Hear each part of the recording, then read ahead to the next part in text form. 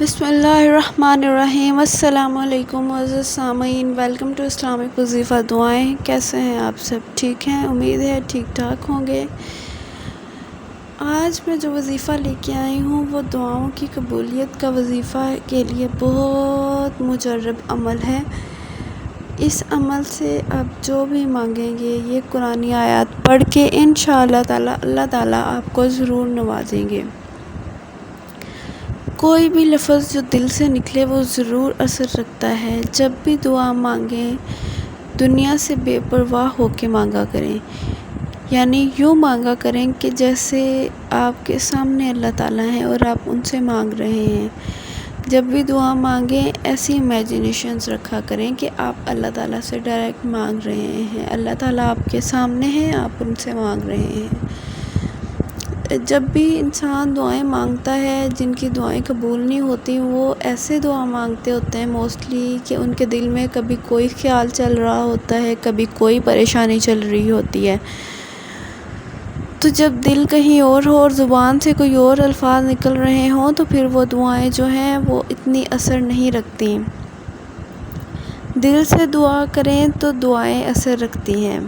اس کے ساتھ ساتھ جو میں آپ کے ساتھ اللہ پاک کا کلام شیئر کروں گی وہ پڑھنے کے بعد دعا مانگے تو انشاءاللہ تعالی ضرور قبول ہوگی۔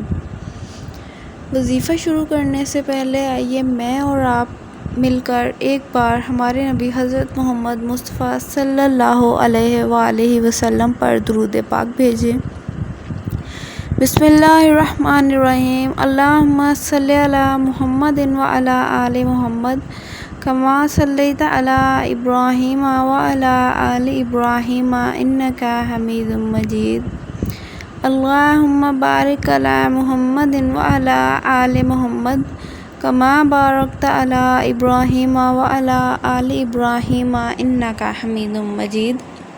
وظیفہ شروع کرنے سے پہلے چھوٹی سی ریکویسٹ ہے کہ اسلامک وظیفہ دعائیں کو سبسکرائب کر لیجئے اور بیل آئیکن کو ضرور پریس کر لیجئے گا تاکہ میری آنے والی ہر ویڈیو کا نوٹیفیکیشن آپ کو مل سکے۔ وظیفہ سٹارٹ کرتے ہیں۔ سب سے پہلے تو میں اللہ تعالیٰ کا کلام آپ کے ساتھ شیئر کروں گی جو آپ نے پڑھنا ہے، اور اس کے بعد میں بتاؤں گی کہ کتنی بار اسے پڑھنا ہے اور کس ٹائم پڑھنا ہے۔ بسم اللہ الرحمن الرحیم۔ اللہم انی اسألک بأن لک الحمد لا الہ الا انت وحدک لا شریک لک الحنان المنان بدیع السماوات والارض یا ذا الجلال والاکرام۔ دوبارہ ایک بار پڑھ دیتی ہوں۔